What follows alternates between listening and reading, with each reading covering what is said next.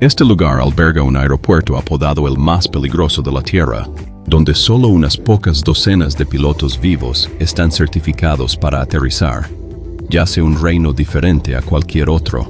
Más allá del santuario en el acantilado de Paro Taktsang, el nido del tigre, el majestuoso Buda Dordenma que se alza sobre Thimphu, y la gran fortaleza de Punakha-jong, existe una antigua forma de vida.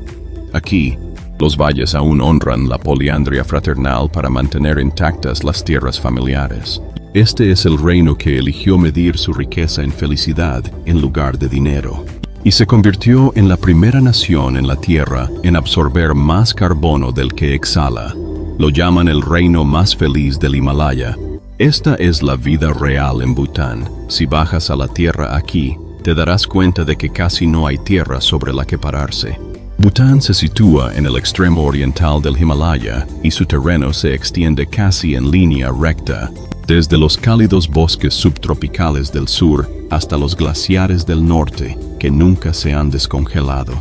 El terreno llano es lo más raro del país. La gente no se dispersa por este lugar, se aferra a él.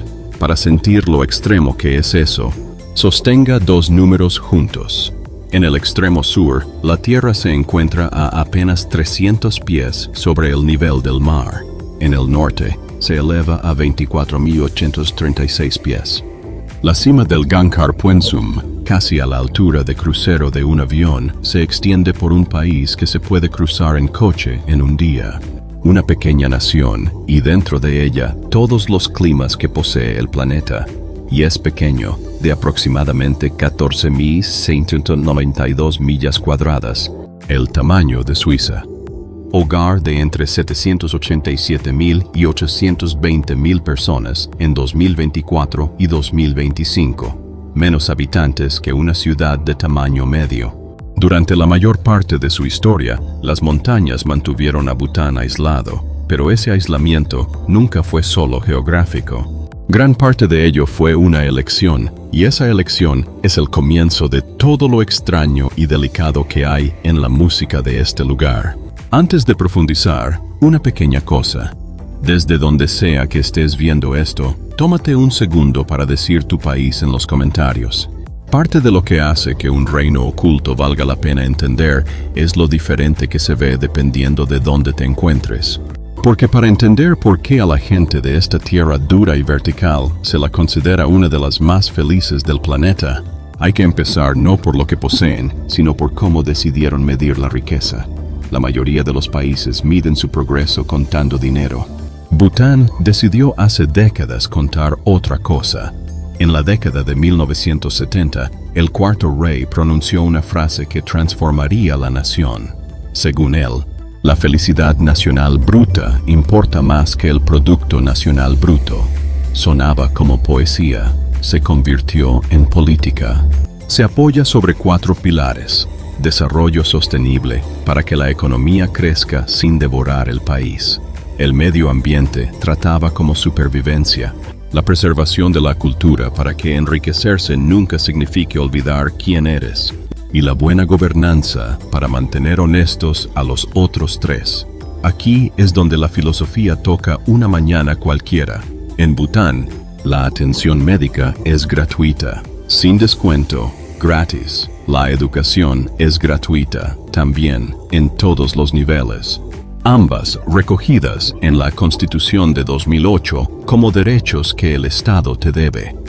Los dos temores que silenciosamente rigen el mundo moderno, arruinarse por enfermedad y quedarse atrás por no poder permitirse el lujo de aprender, simplemente desaparecen. ¿Por qué un reino himalayo pobre en música haría esto cuando naciones mucho más ricas no lo harían? Porque realizaba los cálculos de forma diferente. Decidió que una persona sana, educada y sin ansiedad es la verdadera riqueza, y que el dinero es solo el medio para alcanzarla. La mayor parte del mundo persigue los medios y espera que llegue el fin. Bután apunta directamente a la música al final. No es un paraíso, y llegaremos a las grietas, pero explica lo que los ajenos a la música siguen notando. La gente de aquí parece tener menos dinero del que predecirían sus cuentas bancarias.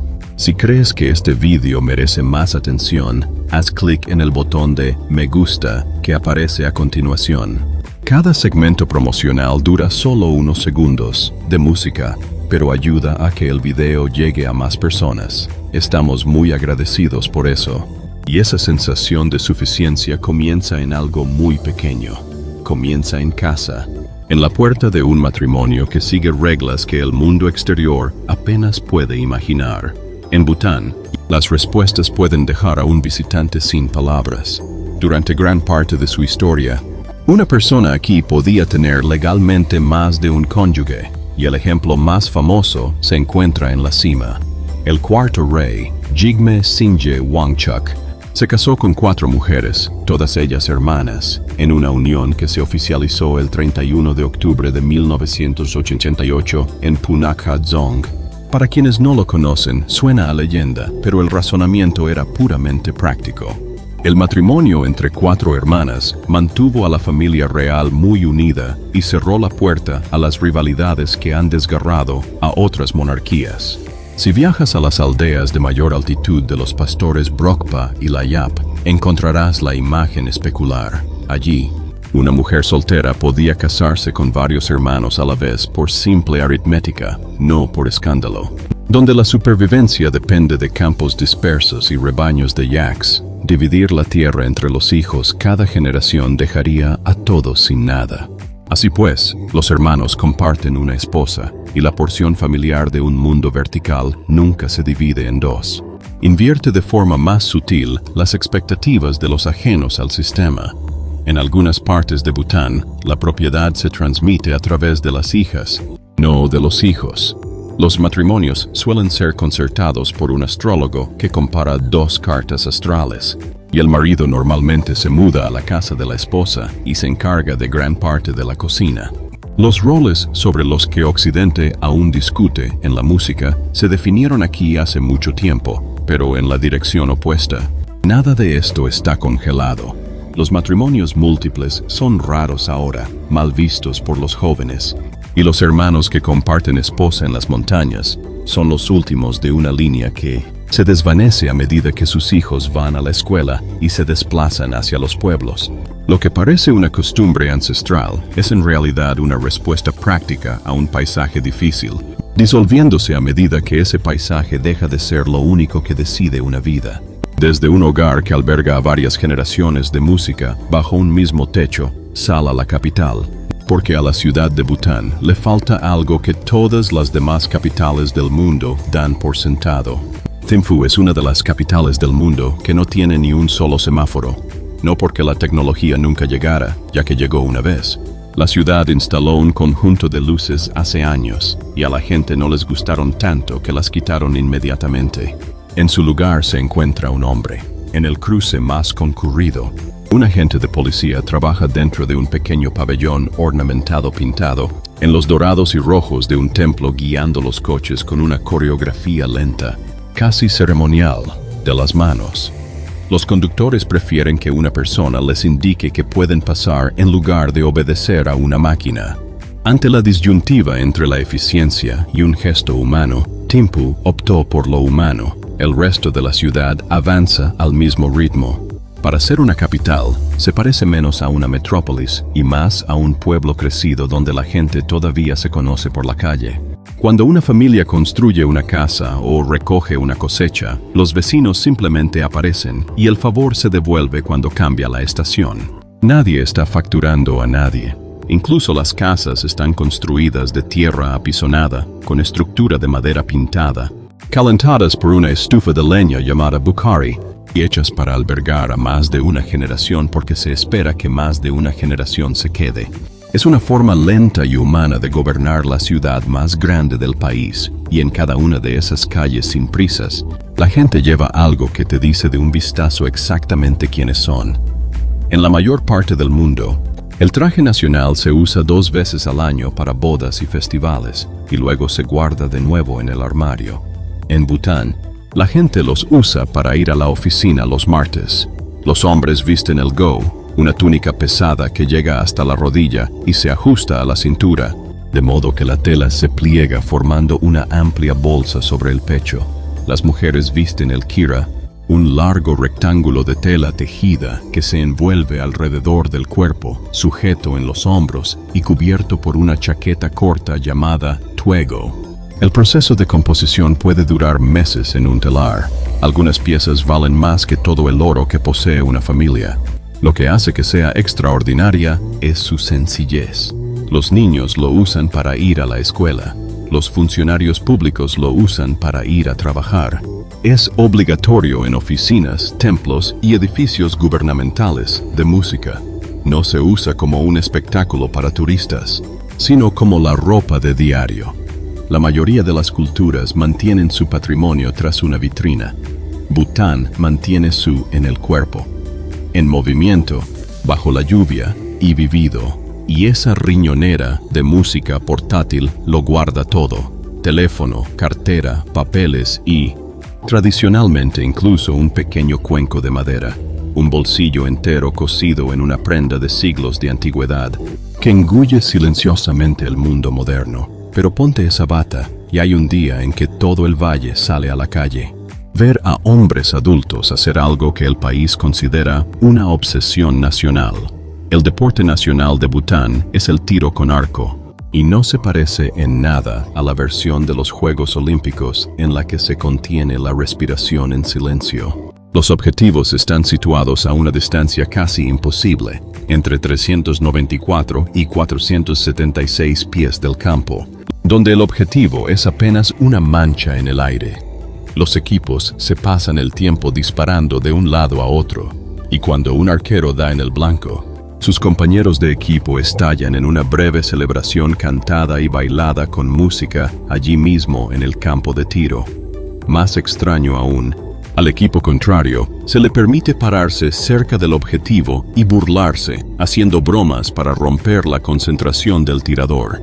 Más que una competición, es una fiesta de pueblo en la que, por casualidad, vuelan flechas por encima. Ese espíritu festivo alcanza su punto álgido en el Chechu, las grandes fiestas religiosas. En Paro, monjes y laicos se ponen enormes máscaras de colores brillantes y realizan el cham, una danza sagrada, lenta y giratoria. No es entretenimiento, aunque deslumbre. Cada movimiento tiene como objetivo purificar la tierra y ofrecer una bendición a todos los que se presenten a observar. Por encima de todo, vuela el dragón. Bután se llama a sí mismo Druk Yul, la tierra del dragón del trueno, y su bandera lleva un dragón blanco que sostiene joyas como símbolo de la riqueza y la protección de la nación. Incluso el animal nacional, el taquín, conserva su aura mítica, una criatura peluda e improbable que, según la leyenda, un santo formó enteramente a partir de los huesos de una cabra y una vaca. Antes de continuar, tengo curiosidad. De todo lo que has visto hasta ahora sobre Bután, en lo que a música se refiere, ¿qué es lo que más te ha sorprendido? Déjalo en los comentarios de música, porque la respuesta dice tanto sobre tu lugar de origen como sobre Bután, porque cuando el festival termina, todos se sientan a comer, y en esa mesa de música espera un plato donde lo que te quema la lengua no es el condimento, es la verdura. En la mayoría de las cocinas, el chile es un condimento, unas pocas hojuelas para darle vida a un plato. En Bután, el chile es el plato estrella. La música nacional es Ema Dachi, y el nombre lo dice claramente. Ema significa chile, Dachi significa queso. Chiles verdes enteros y a veces rojos, tratados no como una especia, sino como el vegetal principal, guisados a fuego lento en queso local de vaca o yak, hasta que el calor y la grasa se funden en una sola cosa. Se consume en casi todas las comidas desde la infancia. Los visitantes dan un bocado con cuidado y buscan agua. Los butaneses aspiran a más. Y hay una lección silenciosa en ese cuenco. Bután prácticamente no tiene cadenas internacionales de comida rápida. Los arcos dorados nunca se impusieron, y en parte debido a eso, sigue siendo una de las naciones menos obesas del planeta. La comida se preparó con productos locales, de temporada y cocinados en casa, y la música de salud del país se mantuvo con ella. Lo que el mundo moderno vende como dieta, Bután simplemente lo llama cena. Alrededor de ese cuenco se encuentran los demás alimentos básicos. Arroz rojo de los campos de Paro, alimentado por agua glacial rica en minerales. Té de mantequilla llamado suja, batido con sal y mantequilla de yak hasta que se asemeja más a un caldo que a una bebida. Y ara, un licor casero de grano para noches frías y días de fiesta. Es comida reconfortante de un lugar que nunca aprendió a sentirse incómodo con la música consigo mismo. Pero sobre esa misma mesa pacífica se asienta una contradicción que llega hasta lo más profundo del budismo butanés. Y no es una pequeña. Este es un país donde la gran mayoría son budistas devotos, donde quitarle la vida a cualquier criatura se considera una grave herida espiritual, donde durante años prácticamente no hubo mataderos comerciales en todo el territorio nacional. Y aquí vemos a ese mismo país sentado a la mesa, comiendo una gran cantidad de carne. Ambas afirmaciones son ciertas a la vez, y los butaneses lo saben. El clima es frío, el trabajo es duro, el cuerpo a gran altitud quema calorías, y la carne siempre ha sido parte de la supervivencia en los altos valles. Pero la fe no permitirá que se mate en casa. Así pues, el país recurrió a una solución alternativa que, según el punto de vista, es profundamente honesta o profundamente extraña.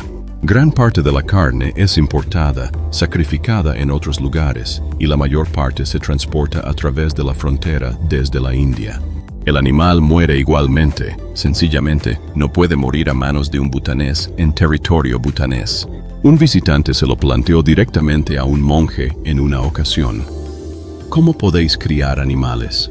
¿Coméroslos y seguir llamándoos personas que no matan? La respuesta no fue una defensa. Era más bien una admisión de que es ahí donde el ideal y el día se encuentran y no coinciden del todo, y el país vive dentro de esa brecha en lugar de pretender que no existe. Se observa que esa misma tensión se resuelve de forma más apacible en la calle, donde los perros callejeros no son retirados, sino alimentados discretamente por vecindarios enteros, y los yaks y el ganado que trabajan son genuinamente respetados. La compasión aquí no es algo limpio y acabado. En una montaña fría, se trata de una negociación diaria entre lo que crees y lo que tu cuerpo necesita. Quizás eso sea lo más humano del reino. No es que resolviera la contradicción, sino que se negó a mentir al respecto.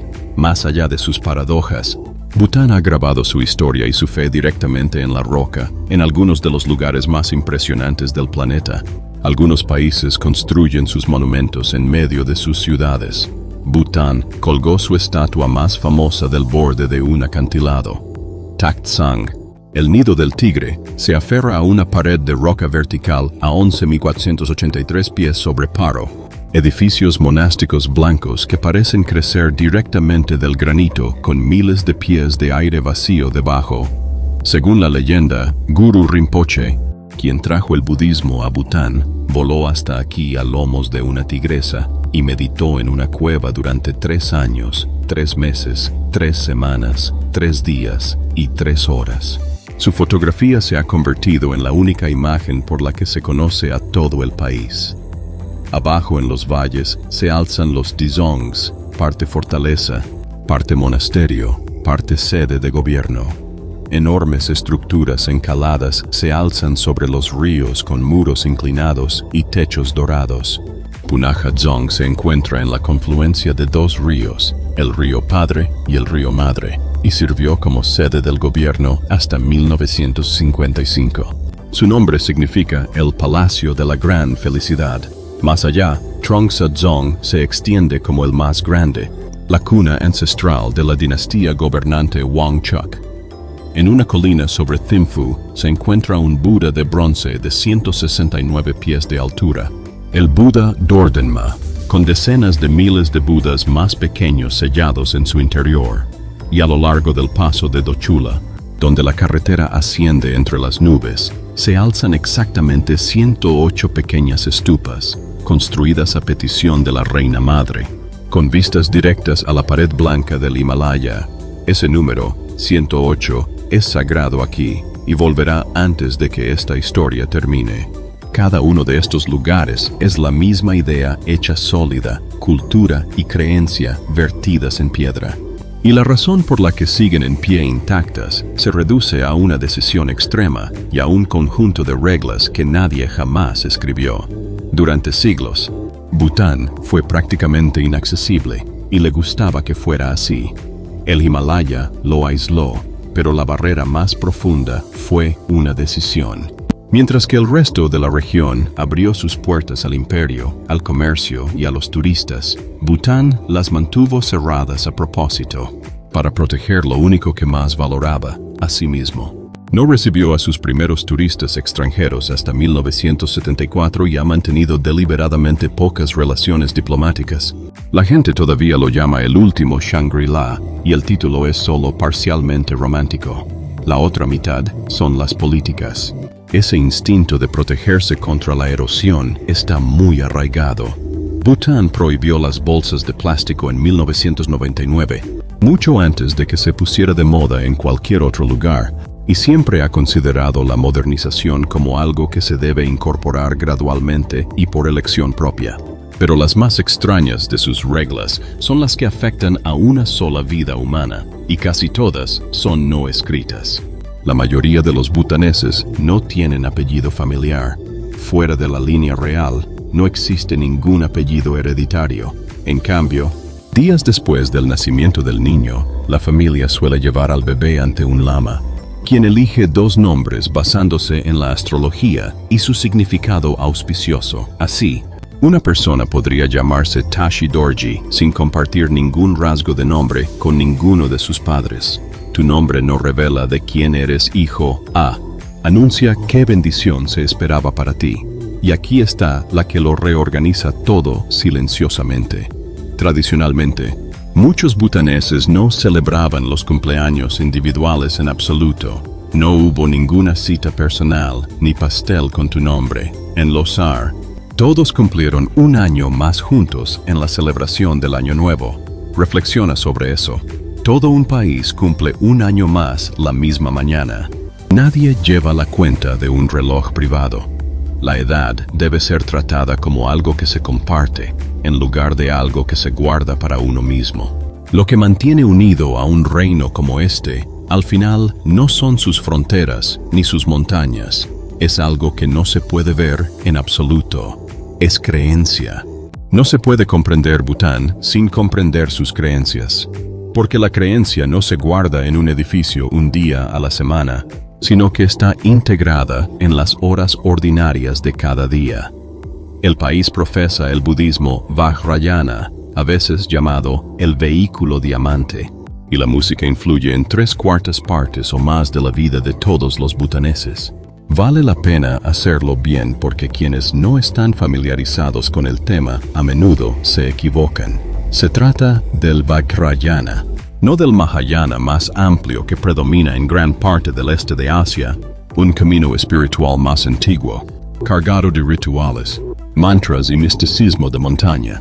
Su gran expresión es el Dizong, la forma en que fueron erigidos raya en lo increíble, construidos sin un solo clavo y sin planos escritos.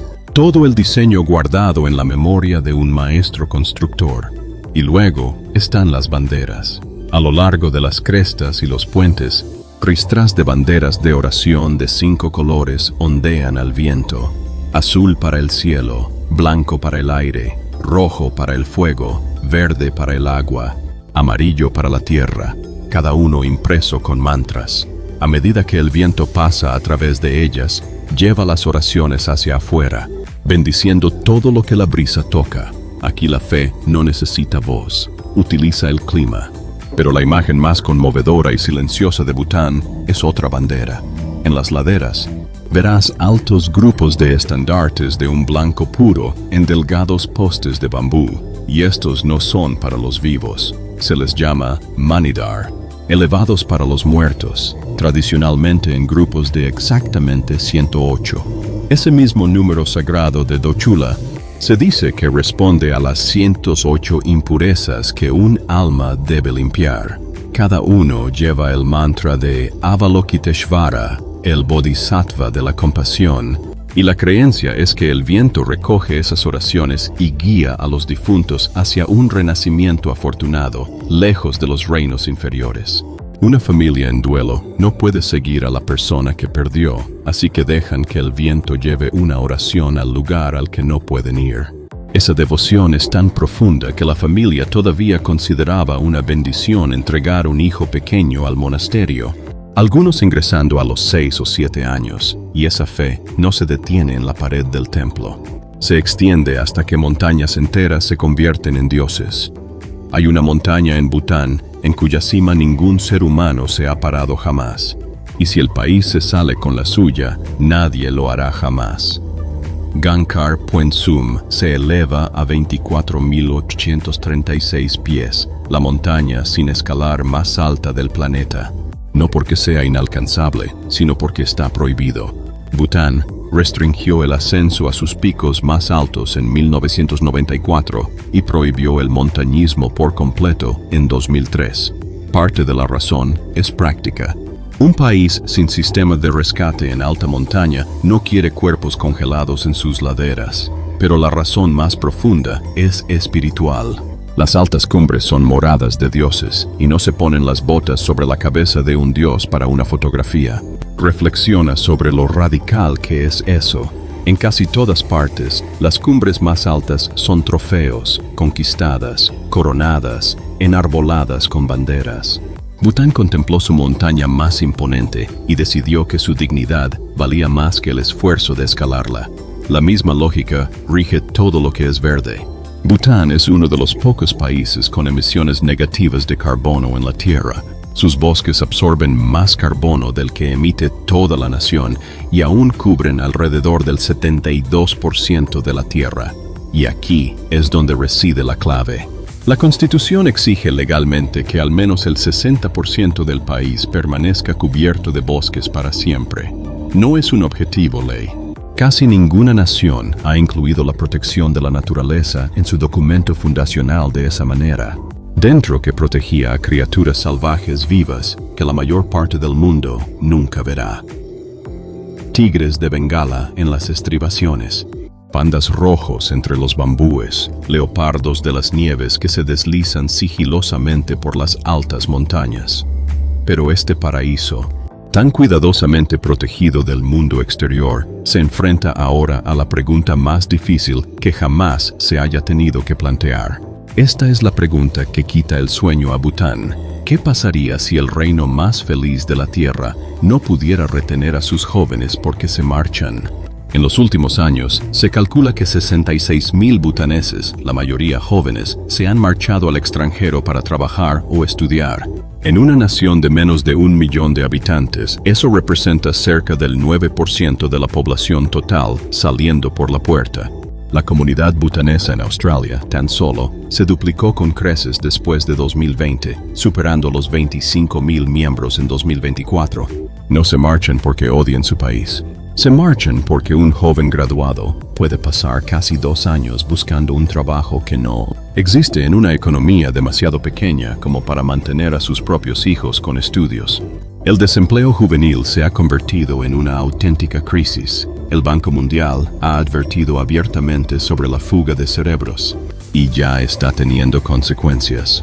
A mediados de 2024, el sistema de salud del país tenía un déficit de 172 médicos y 824 enfermeras, muchos de los cuales se habían marchado al extranjero en busca de mejores salarios.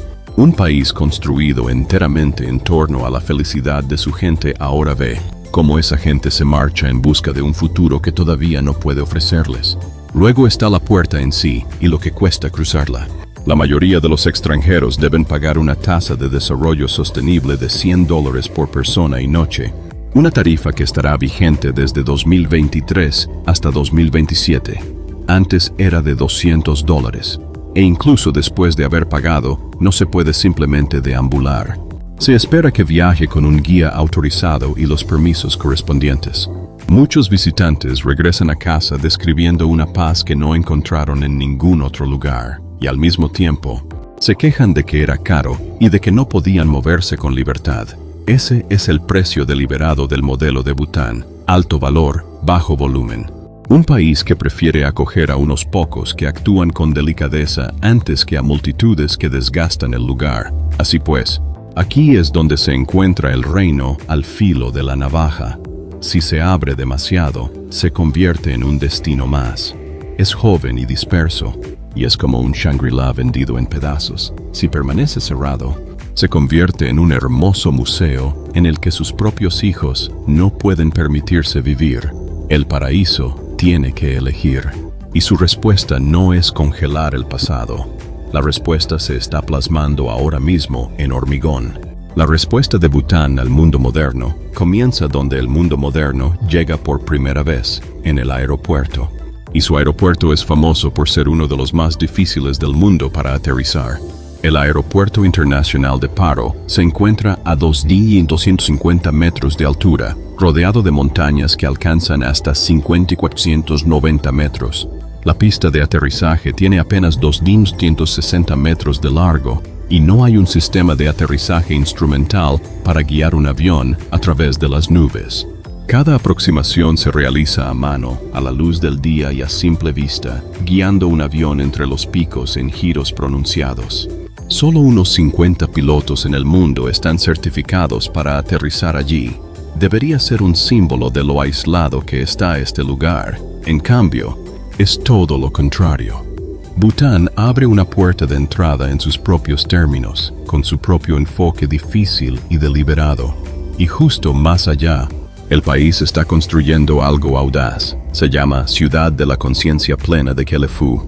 El rey lo anunció a finales de 2023 y una carta real lo estableció en diciembre de 2024.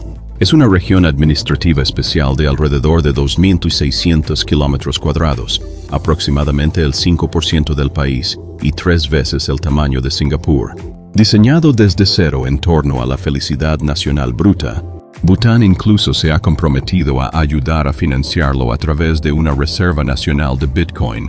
Un antiguo reino que se adentra en el rincón más futurista de las finanzas. Nada de esto se basa solo en sueños. La columna vertebral económica es el agua, la energía hidroeléctrica generada por los ríos que descienden de esas montañas protegidas representa aproximadamente el 63% de los ingresos por exportaciones de Bután y alrededor de una quinta parte de su economía. La mayor parte se vende a la India como electricidad limpia. Precisamente las cimas que se niega a escalar están impulsando silenciosamente su futuro. Si sumamos todo, el resultado es lo opuesto a un museo. Un país que construye activamente lo que viene después, utilizando la misma filosofía de felicidad que lo hizo extraño, negándose a elegir entre su alma y su supervivencia. Si te gustan historias como esta, tómate un segundo para darle me gusta a este video y suscribirte. Así que, el próximo país en el que nos sentemos a comprender también puede llegar hasta ti. Porque lo que Bután está haciendo realmente, más allá del aeropuerto, la nueva ciudad y las represas, es plantear un interrogante al resto de Estados Unidos. Es fácil ver a Bután como se ve cualquier cosa desconocida, como una curiosidad, un lugar de matrimonios extraños, montañas prohibidas y chiles servidos como verdura. Pero en medio de todo esto, el país gira silenciosamente la lente y esa cosa extraña en el encuadre se convierte en ti. Reflexiona de nuevo sobre la elección que está en el centro de todo esto. Toda una nación decidió, deliberadamente, medir la riqueza de la música en algo distinto al dinero, contar sus bosques, su fe y sus mañanas sin prisas como el verdadero tesoro, y desconfiar del afán constante por obtener más. Vale la pena preguntarse si son ingenuos o si perciben algo con antelación que el resto de nosotros casi notamos para luego olvidarlo. Hay una pregunta que los visitantes parecen llevarse a casa con más frecuencia que cualquier recuerdo. ¿La felicidad proviene de tener más o de desear menos? Bután no ha respondido a esa pregunta de forma perfecta. Sus jóvenes se están marchando. Sus costes están aumentando. Su paraíso está bajo una presión real. Pero puede que sea el único país que construyó toda su idea de sí mismo en torno a tomarse la cuestión en serio. Así que te hace llegar la pregunta suavemente: En el extremo oriental del Himalaya, un pequeño reino mantenía todo su mundo en pie. Protegió sus montañas y eligió contar sus riquezas de manera diferente. Siendo honesto, ¿qué has estado contando? ¿Y es la música lo que alguna vez te iba a hacer feliz?